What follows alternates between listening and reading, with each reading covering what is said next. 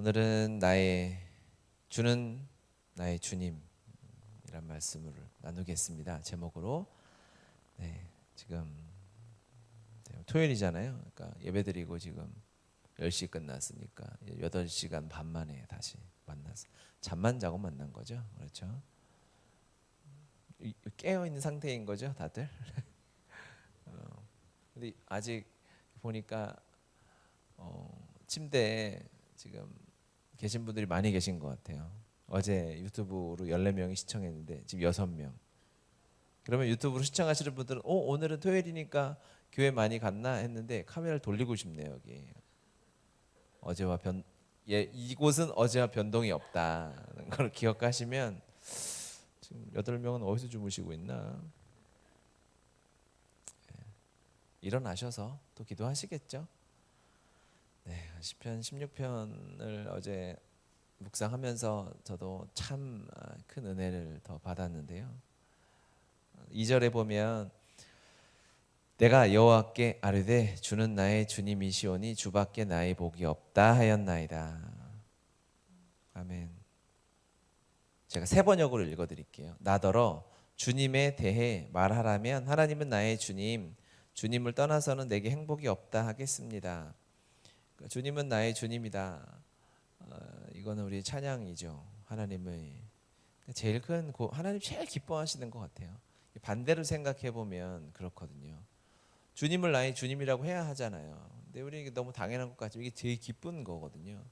그런데 우리는 그렇게 세상에서는 정말 주님으로 사는 게 아니라 돈이 나의 주님입니다. 세상 인기가 나의 주님입니다. 이렇게 살잖아요. 그러니까 주님이 얼마나 슬프고 안타까우시겠어요. 그런데 너무 당연한 고백이지만 주님이 나의 주님입니다라는 고백은 하나님을 기쁘게 하는 고백입니다.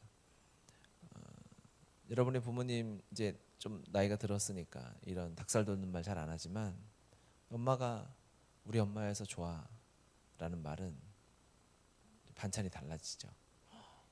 그렇죠. 아빠가 정말 누구보다 우리 아빠여서 너무 행복해라는 말은 이 지혜로워야 돼요. 용돈이 두둑히 늘어나기도 하고 그렇게 되지 않겠습니까? 당연한 것을 인정하는 걸 사람이 참 못합니다. 그것이 식상하다고 생각하고 또 다른 어떠한 서프라이즈 이런 걸 기대하지만 원래 가장 단순한데 가장 큰 기쁨이 있는 거예요. 새로운 것에도 물론 기쁨이 있겠죠. 하지만 진정한 기쁨은 우리가 십자가 복음 안에 깨닫는 것이 뭐죠? 하나님이 처음 만드신 대로 돌아가는 거 아니겠습니까? 하나님이 처음 만들어 놓으신 그 관계를 회복하는 것이 우리의 나의 원형을 회복하는 것이 가장 큰 기쁨이고 복음이 행하시는 능력이죠. 관계도 마찬가지입니다. 처음의 관계로 돌아가는 거예요.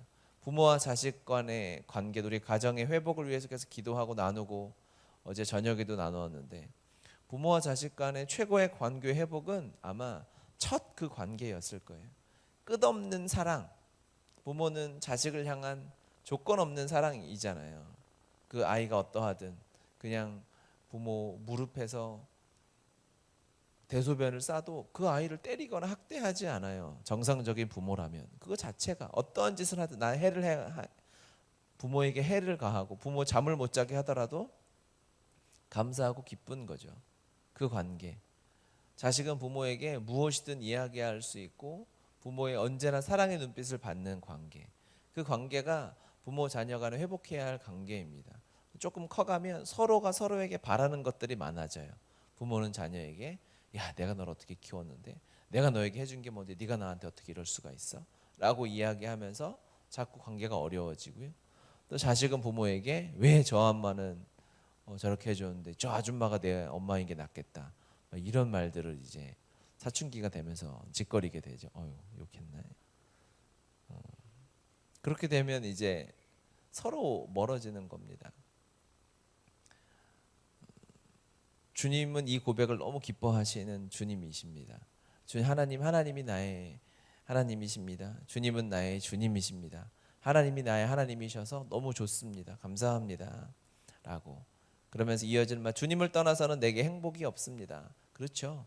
원래 처음 관계 그 안에서만 행복이 있어요. 주님이 그 안에 행복을 정해 놓으셨어요. 6절에서 한 번 더 나누고요. 4절로 한번 가볼까요? 4절 보면 다른 신에게 예물을 드리는 자는 괴로움이 더할 것이라. 나는 그들이 드리는 피의 전제를 드리지 아니하며 내 입술로 이렇게 합니다. 다른 신들을 섬기는 자는 더욱더 고통을 당한다. 세 번역으로는 다른 신들을 섬기는 자들은 더욱더 고통을 당할 것이다. 이렇게 합니다. 주님 말고 다른 신을 섬기면 고통스럽죠. 돈을 섬기면 계속 마약하고 똑같습니다. 담배하고 같은 거예요. 중독이 되어서 뇌 과학자들 하는 얘기를 들으니까 뇌가 생각보다 영리하지 않다 그래요. 아멘이죠. 맞아요. 근데 그게 그러니까는 어떠한 현상을 두고 같은 호르몬을 분비하게 만들어서 우리가 같은 감정을 느끼게 한다는 거예요. 그러니까 우리가 하나님을 찬양하고 예배하고 막 기쁠 때 나오는 그러한 기쁨의 호르몬이 있잖아요. 그게 중독되었을 때 나오는 호르몬과 비슷하다는 거죠. 그러니까 하나님의 기쁘고 감사하고 감격할 때 이것을 매번 느끼지 못하니까 쉽게 찾는 거죠. 왜? 하나님 앞에 그렇게 나아가려면 우리가 거룩해야 할 것 같아요. 또 한 주간 엉터리를 살다 나아가면 그 기쁨을 누리기 어려운 것 같아요. 말씀을 잘 모르니까. 내가 잘 살면 하나님이 더 큰 기쁨과 예배의 은혜를 주시는 것 같고, 그러니까 예배를 방해하는 것은 하나님의 거룩하심이 아니라 내가 하나님을 모르는 거잖아요. 하나님은 한 번도 변하신 적이 없어요. 우리가 죄를 짓고 오든 잘 살다 오든 하나님은 언제나 동일하게 우리를 안아주십니다. 예수 그리스도 때문에. 그런데 세상은 그런 그리스도인들도 어렵잖아요. 그러니까 세상에 쉽게 얻을 수 있는 쾌락과 기쁨을 찾는 거죠. 자기 욕망을 찾는 거죠. 그렇게 되면 사람의 몸을 망가뜨리는 것입니다. 찾으면 찾을수록 죽어가는 것이죠. 진통제 같은 마약들을 맞으면 맞을수록 더 세게 맞아서 그의 몸이, 그의 영혼이 상해가는 거죠. 하나님을 주님으로 모시고 사는 사람과 느끼는 기쁨의 강도가 사람의 뇌가 인식하기엔 같을 수 있어요. 하지만 주님만을 하나님으로 섬기는 자는 더 영이 건강해지는 것이고, 세상의 우상들, 다른 신이라고 표현되어져 하나님 이외의 모든 것을 포함하는 거죠. 하나님 여호와 외에 다른 신에게 예물 드리는 자는 영혼이 망가지고 몸이 망가집니다. 그거를 뭐라고 표현했냐면 예물 드린다라고 표현. 이 표현이 너무 좋은 것 같아요. 우린 돈만 예물이라고 생각하지만 우리의 시간도 예물입니다. 우리의 건강도, 우리의 젊음도 예물이에요. 다른 신에게 예물 드리지 마세요. 그렇게 얘기하면 이게 더 가까이 와닿아요. 막 세상에 쾌락을 쫓는 사람은 야, 너 왜 이렇게 우상에게 예물 드리고 있어? 그러면 진짜 기분 나빠할 겁니다. 여러분, 오늘도 다른 데 예물 드리지 마세요. 하나님께 예물을 드리시기 바랍니다. 그러면서 다윗이 이제 기도를 해요. 뭐라고 기도하냐면 그 4절 뒤에는 나는 그들처럼 피로 빚은 제사수를 그 신들에게 바치지 않겠으며 나의 입에 그 신들의 이름도 올리지 않겠다라고 하나님 앞에 결단하고 기도합니다. 이 기도가 되게 뭐지? 왜 이런 기도를 하지 싶었어요. 여러분, 다윗이에요. 다윗 아시죠? Do you know David?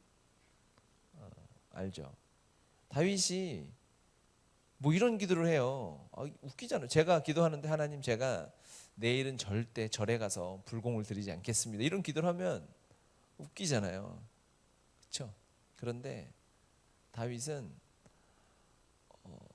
하나님 앞에서 얼마나 자신이 연약한 존재인지를 알았던 거예요. 제가 절에 갈 일은 없겠지만 당장 순간 방심해서 돈을 섬기게 될 수 있잖아요. 성적 타락에 빠질 수 있잖아요. 교회 안에 들어온 목회자들의 타락이 그들이 뭐 멍청해서 그랬겠습니까?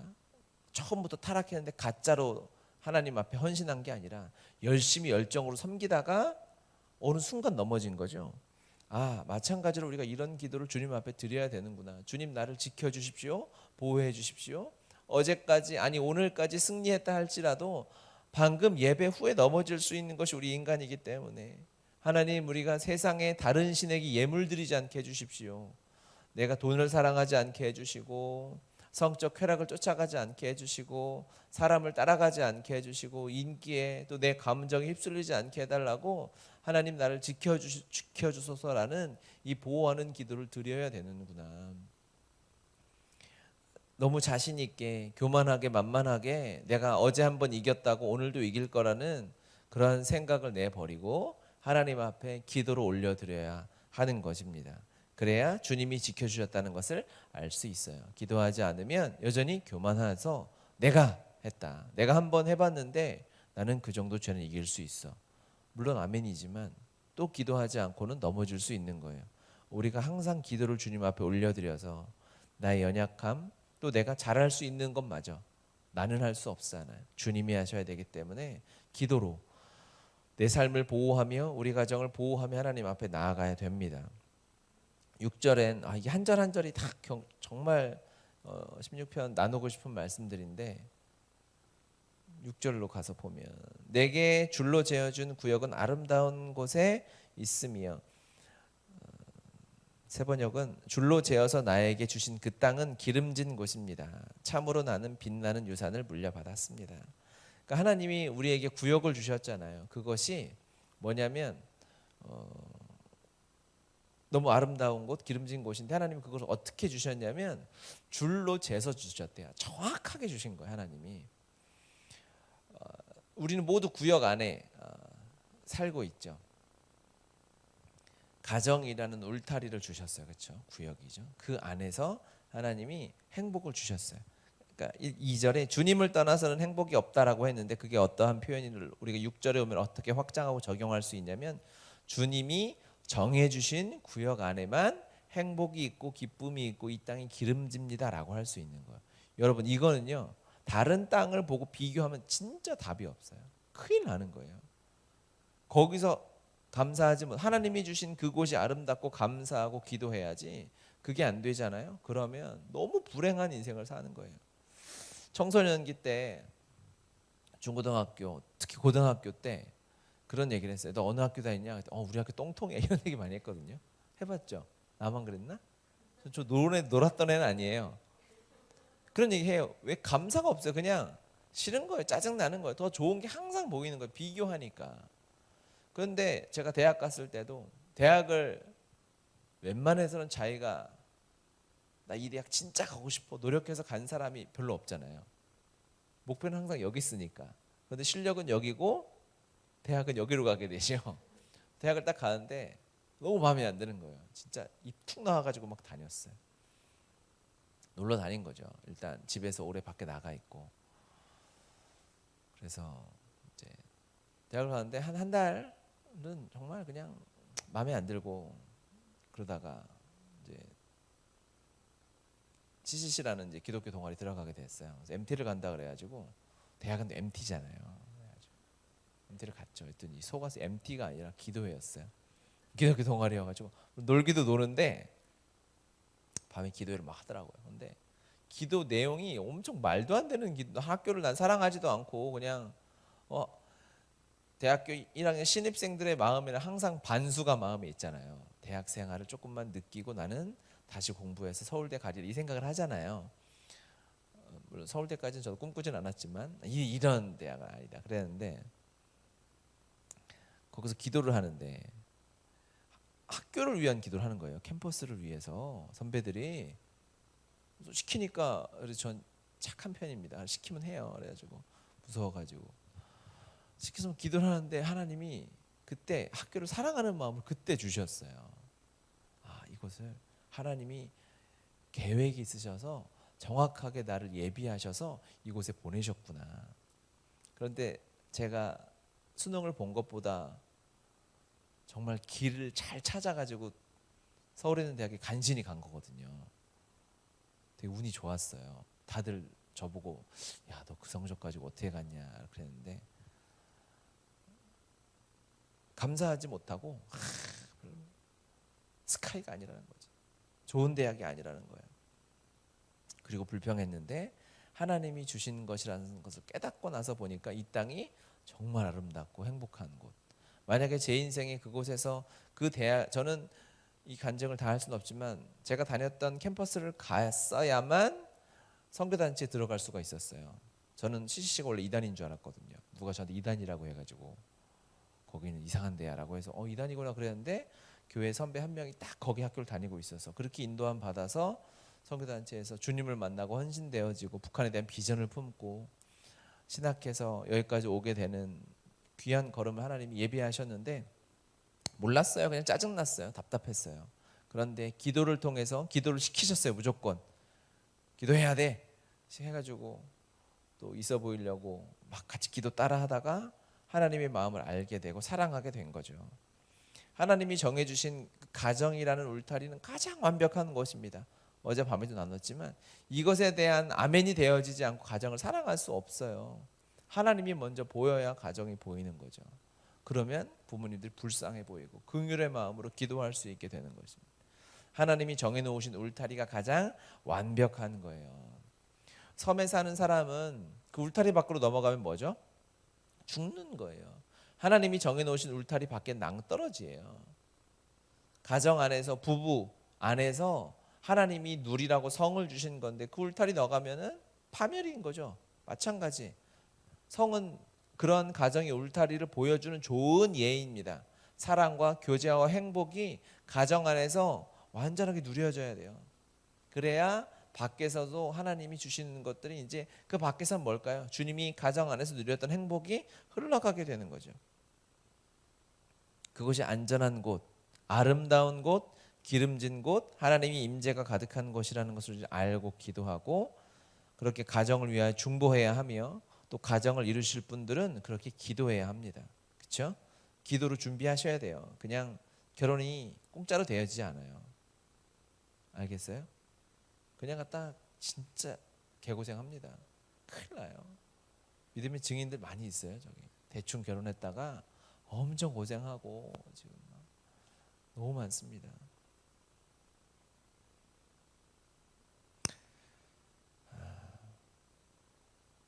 7절도 8절도 여러분 이거 다 오늘 큐티를 오래 하세요. 오늘은 다시 새벽 예배 끝나고 잘 생각들 하지 말고 큐티를 깊이 하세요. 이거는 너무 놀라운 말씀들이 많아요. 잠은 밤에 자면 되니까요. 그렇죠? 9절에서 11절 말씀 보면 이러므로 나의 마음이 기쁘고 나의 영도 즐거워하며 내 육체도 안전하다.